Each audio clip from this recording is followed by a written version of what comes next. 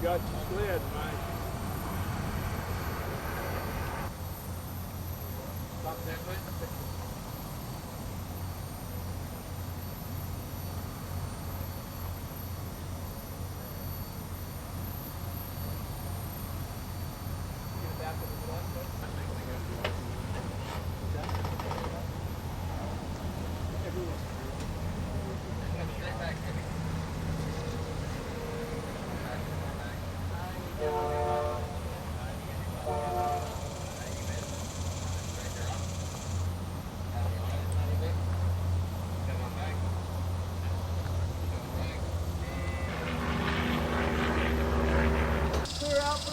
Thank you. And it was looking fun. Good time. Here we go. Rolling. And action, action, action. Come to me, Mike.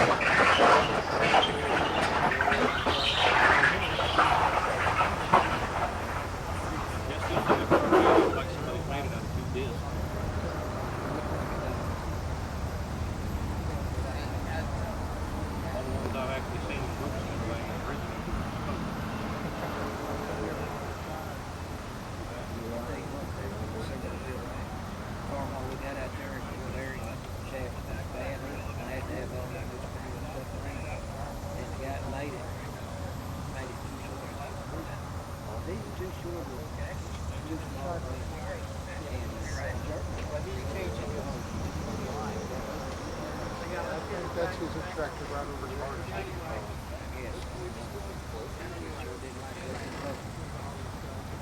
Dad's having to have like a machine work done on the engine.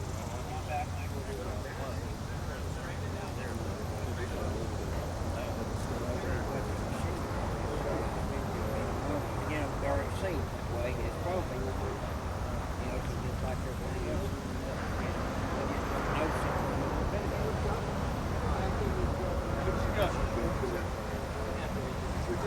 Four gas engines are running all the time. One of them, 34 stages. Up to the vibrate. That's all. That thing, you know. Real hard. Just have one piston in there that big. The clutches on them are two clutches. You got a ring here that's got the teeth on the inside of it. Clutch discs plant between the two pressure plates have got teeth on them. They stay attached to that ring gear all the time. That's what they're in. Pressure plates have teeth on those. Well, something happens on it as it shears on the teeth on the clutch discs. They're just a fiber. Well, if you work along, maybe 6, 8 months, something happens. Must get out of adjustment. Something happens. Okay,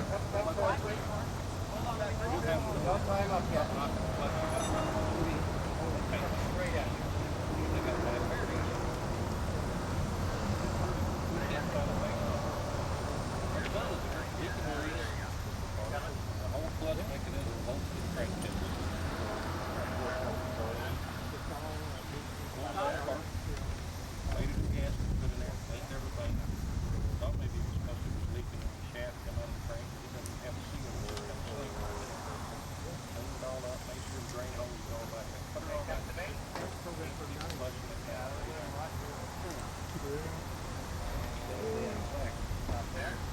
Inner flywheel is about 150 pounds. Goes on first on it. We're talking a shaft. It's big, crankshaft. That big. Flywheel goes on it. It's got to be pressed on. First time we put it on, right here, we used a 4-meter sledgehammer. Got it started on there, drove it on over and ever since then, can't keep that clutch straight. He thinks we've worked that inner flywheel. How's it built? 150 pounds. That's a chunk right there.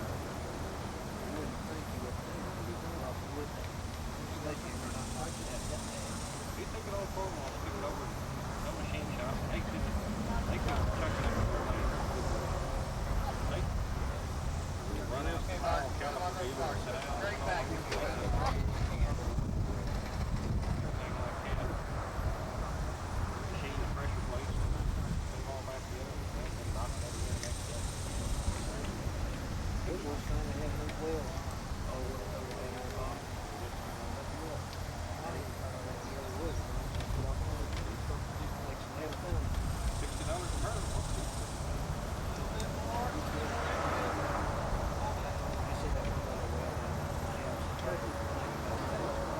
Where are the marks at?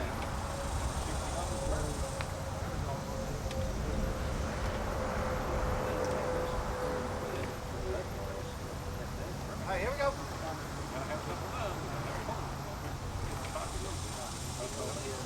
Okay. Happy, here we go. It's rolling. And action.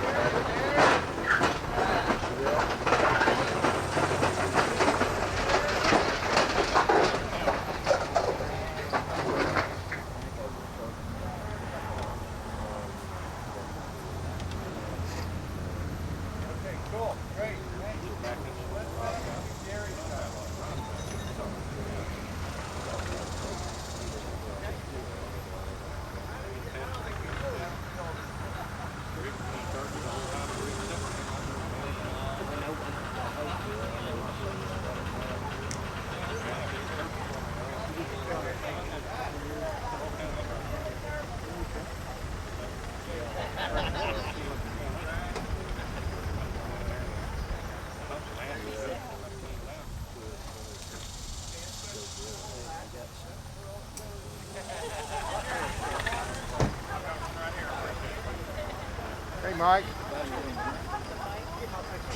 Come over here and do an interview with Charlie at Channel 6. Sorry, sir.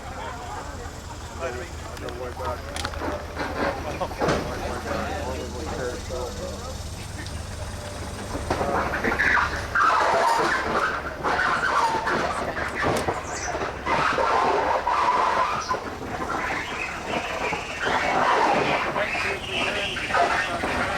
Handsome guy. He started moving up. You're not gonna have Jimmy Hague over and Jerry? It's different.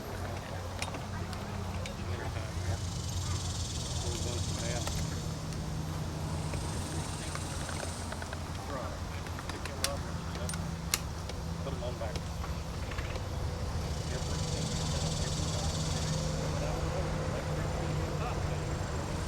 I've been in that truck for hours. Now you know those are. One of the guys wants to get something for me. Oh, okay. Yeah, you bet. Thank you. Comes Roy T.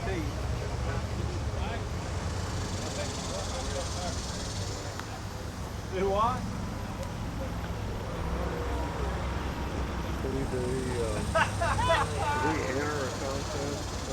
Well, some kind of sent in something about how he uses his truck and he likes it, and they thought he was the most articulate, wise man they've ever heard, so they picked him up. I doubt that. Got any limousine cattle? Oh, you bet. Want a beer?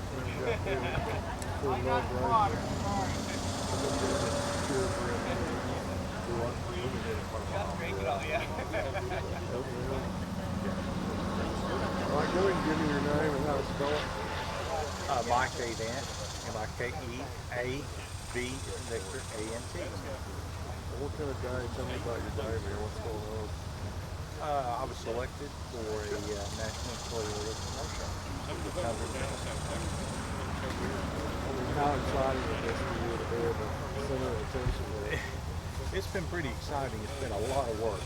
There's things that I have found that truck can do that I've never had to use it for.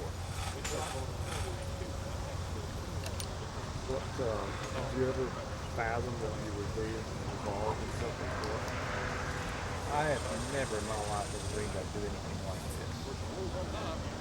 This is a really important part of my life.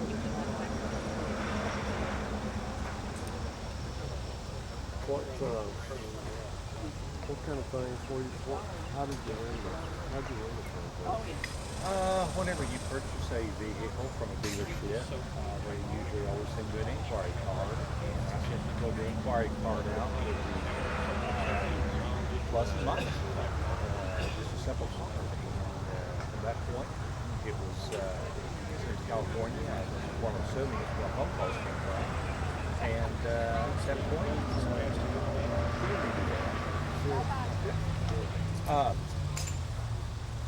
the way I was selected. Guess we could just come back here and see that in the background.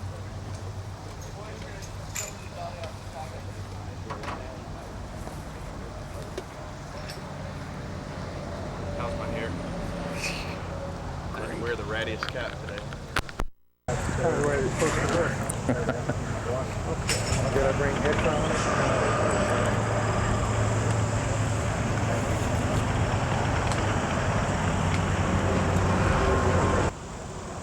I'm going to see if I actually got the audio on. My apologies, because I usually carry any. Okay, just tell me who you are and what you're down here to do this week.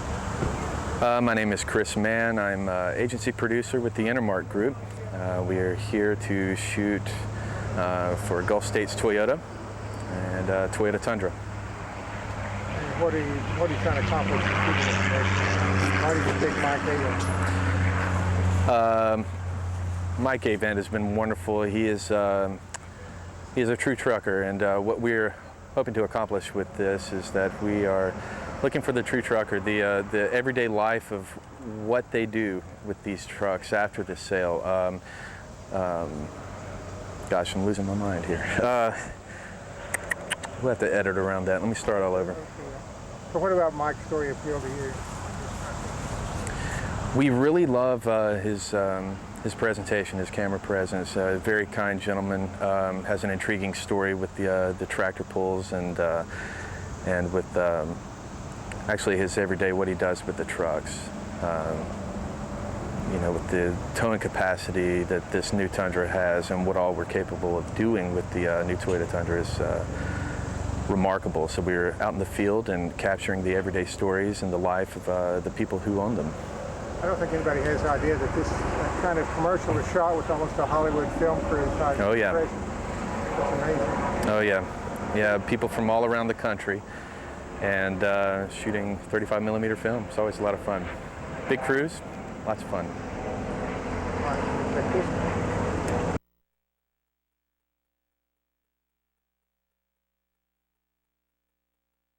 I'll let you start at the top and tell me your name, your company you're with, and what you're trying to accomplish. Sure, my name is Chris Mann. I'm the agency producer with Intermark Group and Group 2, an advertising agency that represents Gulf States Toyota. We're here in Oklahoma this week shooting a film shoot and capturing footage and stories for the new 2007 Toyota Tundra. And why did you all pick Mike Avant? Mike's a great guy. Mike has a very compelling story. He is what we would consider a true trucker. Toyota has such a great vehicle now in the new Tundra, and with all its capabilities, we wanted to get out into the field, into the lives of those who have purchased this truck and see exactly what they're doing with them. Mike has many uses for the truck on his farm, and even the tractor pull that we're looking at here today. from baling hay to hauling it around, you know, just wanted to see exactly what it was that he's doing with his new Tundra and see exactly his response to his capabilities.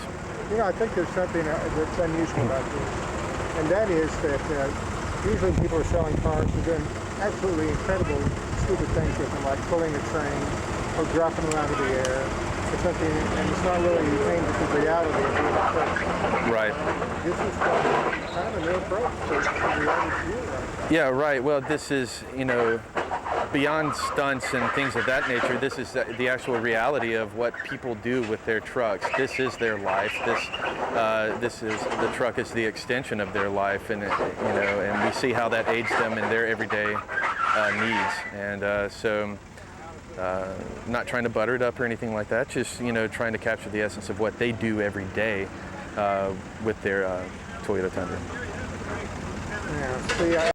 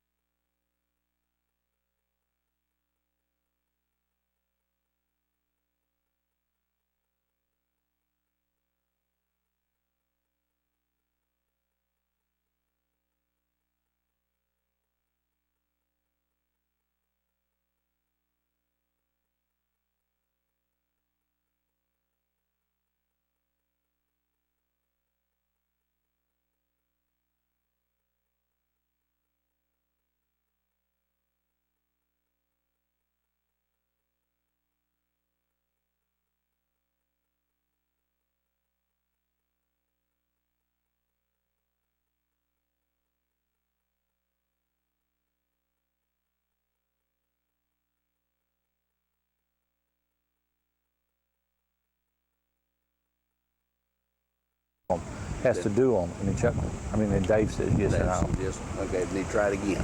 Yeah. Okay, Mike, just tell me your name. Mike Avant. Okay. What do you say? I'm Mike Avant, and I'm with this university and do this program, and how you're out here today. Okay.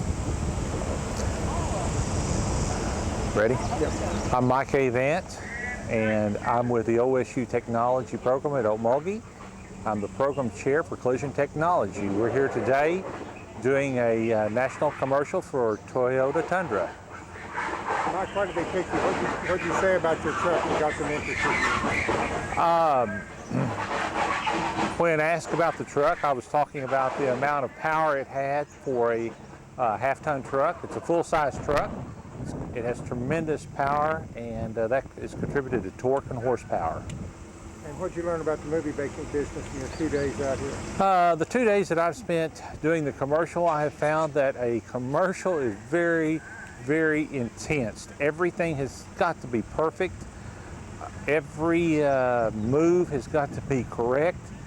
The work is tremendous, and the hours are long.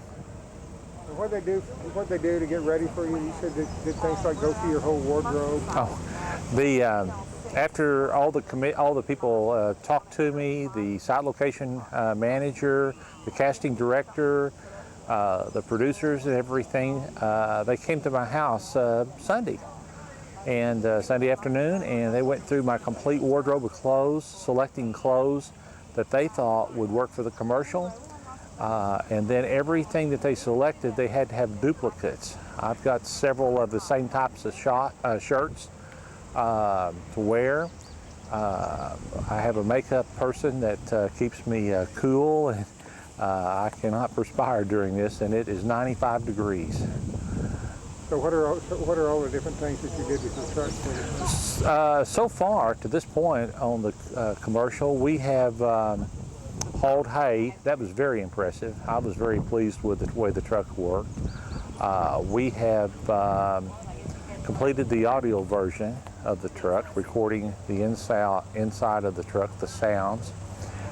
We have participated in pulling tractors to the Casta Antique Tractor Pull Association pool today, and we have actually hooked the Tundra truck up to the sled the tractor pullers use, and it pulled it with ease. We were all surprised. One of the people was indicating that the sled was pulling in excess of 20,000 pounds, and I was talking to our Toyota instructor, Jerry Biddle, and he indicated that that was very impressive, and the truck was only doing it at about 1,000, 1,100 RPM. It was just real easy. Oh, I'm sorry, Rick. Wrong mic. Gary can't have you repeat it. Oh, Gary, every line you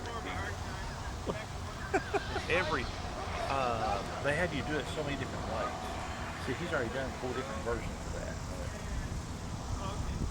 We're going to go look at the monitor.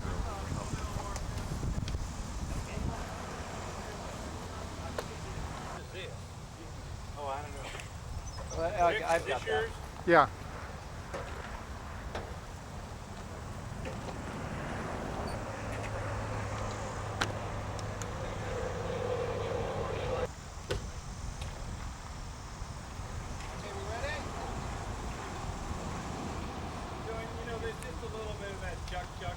Hey, Mike, you know. Oh, sorry,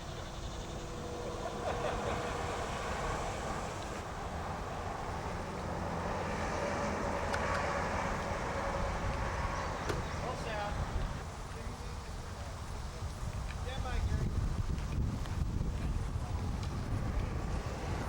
So, Mike Sexton.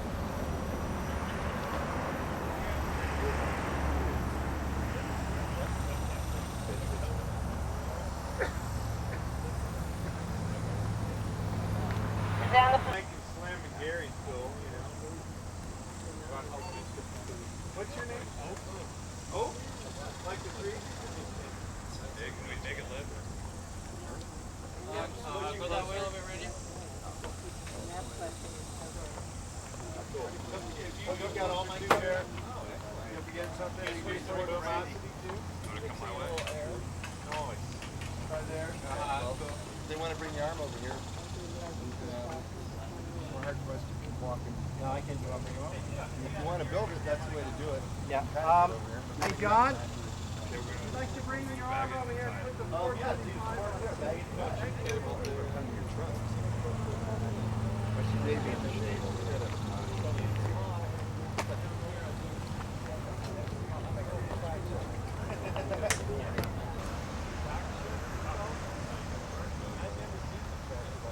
How did they come Yeah, the guy who invented it from Russia. Okay, and then I'm by Gary. Gary, can you kind of challenge him the same thing? You know, Mike, what the heck? Why don't you hook up the Tundra? Mike, why don't you hook up the Tundra? Have you ever thought of hooking up the Tundra that's led before, Mike? You ever thought about that? You can just talk about that. You ever thought about hooking it up before? We talked about it for a long time. I thought we did discuss Okmulgee. Let's talk for a month about that.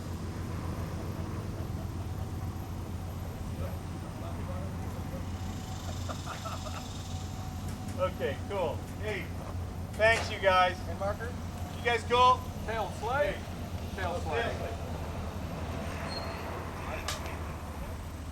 That was 119, take one. Thank you, Sean. And then talk a little bit about the technology involved in this kind of issue. Yeah, hi, I'm Chuck Connor. I'm actually from Durango, Colorado, working with a Dallas company called Directors. They're a commercial production house. Tell me a little bit about the technology. It looks like movie making, but it's kind of a mix between documentary and commercial and... Yeah, it's interesting. The director is named David Wild, and I think he's one of the people who started the real person commercial category. He's really, really great with people. He's really great with getting stuff out of non-actors. And it's sort of a docu-commercial. And he does a lot of stuff where he's sent out to find real people who can do crazy things. I mean, we were in Baltimore once, and this guy made a traveling barbecue truck. And basically, it looked like a dragster with a barbecue. And he talked with them, how they did it. It was really funny. But we are shooting on film, 35 millimeter, and it's still, any of us who are in the film business think it's highly above the digital age. I know everything's transferred to digital, but as far as getting the image and the look and the feel, 35 millimeter still beats everything. And I know there's a lot of techies out there who probably disagree with me, but when you compare the two, film still gives you the most saturated colors. You can do a lot more with it, and it's just people have been using it forever, and they know the technology. So analog still has a place in the digital world? I'm sorry? So analog still has a place? Oh yeah, analog still. I mean, like I said, you can transfer the stuff. I mean, you watch films that have been transferred to DVD, or even at movie theaters where they broadcast or they show it on digital. I mean, that's still film that's been turned to digital, and it's a crisp, beautiful picture. Just because they can go into a telecine session and play with the colors and get it where it's at, and the blacks are blacker and the whites are whiter, and then from there it just all melts together, and it just makes a beautiful, much more beautiful picture. And then the idea of the docu-commercial is really interesting, and I saw how David works, and so are you surprised when you can come into a place like Oklahoma and find people that you can work with and get results from?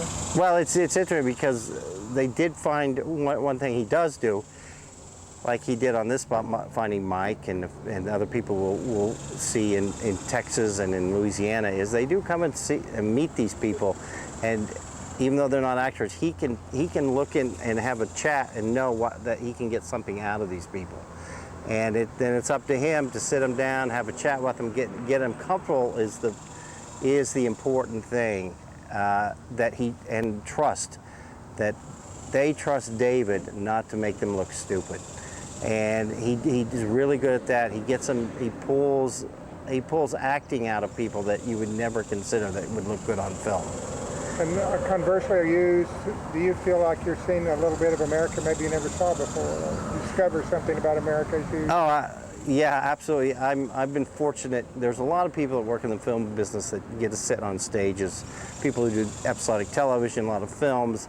I've been fortunate that I've been able to travel. I've traveled pretty much all over the world. I've been to Afghanistan, I've been to New Zealand, but going across the United States, there's still something about this country that surprises me. Just the sincerity of people, the friendliness.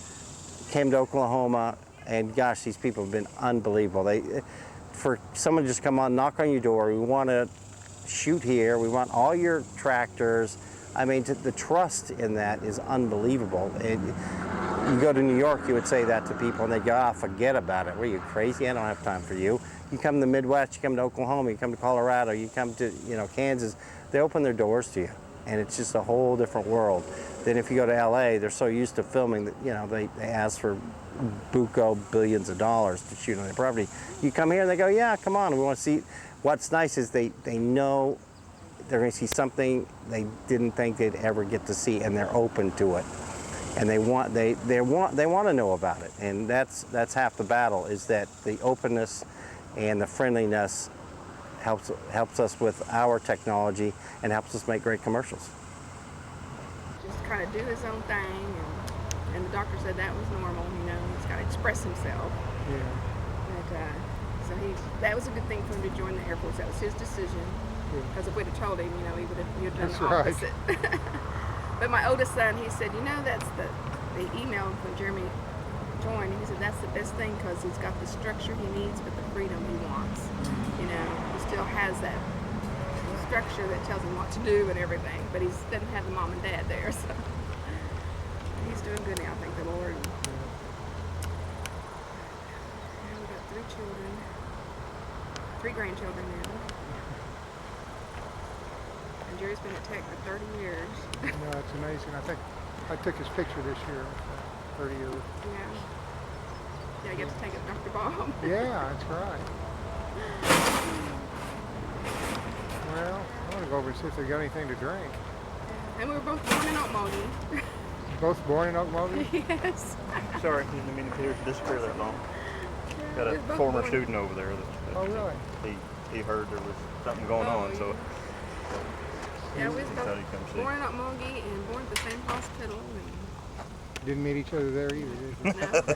No, too far apart. Kind of a unique deal.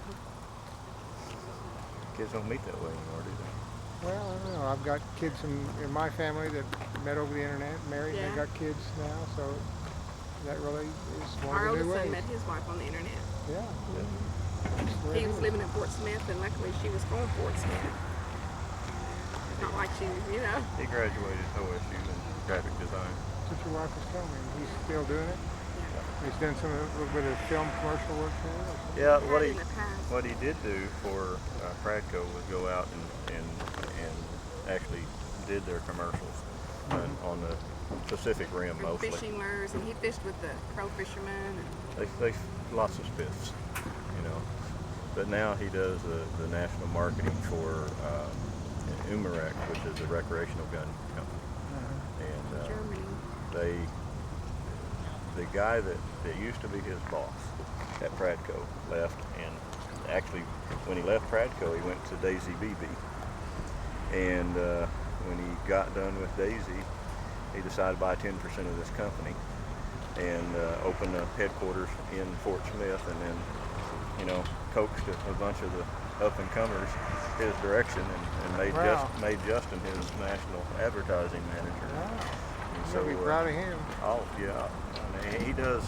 It's a small group of 8 right now, and so he does. Not just the advertising campaigns. We also have to design some of the booklets and things that go within the packaging, and then some of the packaging as well. And, he likes it. I'm sure he does. Their stress release, Rex, is they go out in a warehouse, they grab pellet guns, and they just start shooting each other. Yeah, his boss says, "Looks like you're getting stressed out. Come on." He emailed me one day and he said, "You ever get to shoot your boss?" You could probably have fun doing that on campus. I feel bad shooting poor Bob. Well, are there like drinks or something over there? Oh yeah. And snacks and everything. And they're going to serve lunch here probably about 1 o'clock. Just around the corner on the front of the building. So you might as well stay for lunch. Yeah. Okay. Cool. As I understand it, they're not done by a long shot. It looks like it. Well, I may shoot some handheld stuff then. I got to get something to drink. Yeah, you better do that. There's some Gatorade around there. Is there? Yeah. Is it? You think it's from Fire? Possibly. We'll just read it and see. Yeah. Would it really say? I don't know. Stop Fry. He gets it over like a case a week or something for them.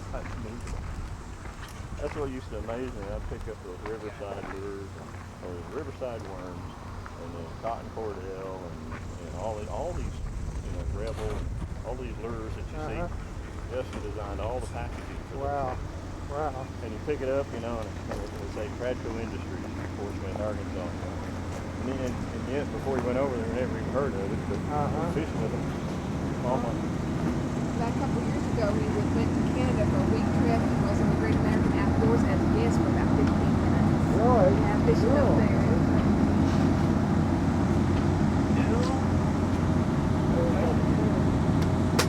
Oh, the Gatorade? The water's fun.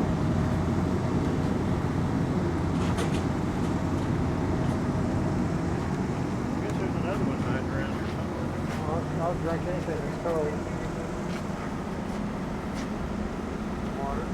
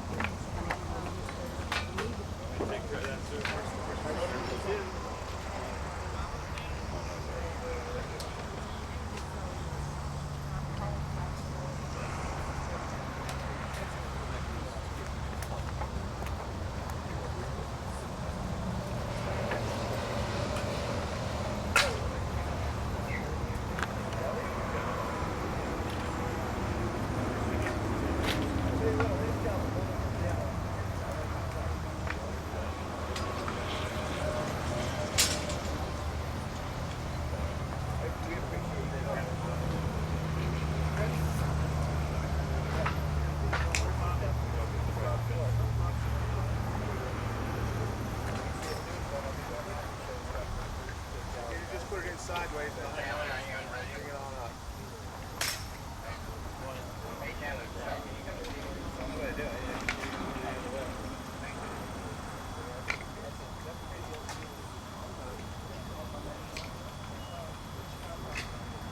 Bring it to you a little bit? Coming? Oh, go up a little bit. Double check the side right here. That's good, thank you. Sorry to be breathing down your neck there.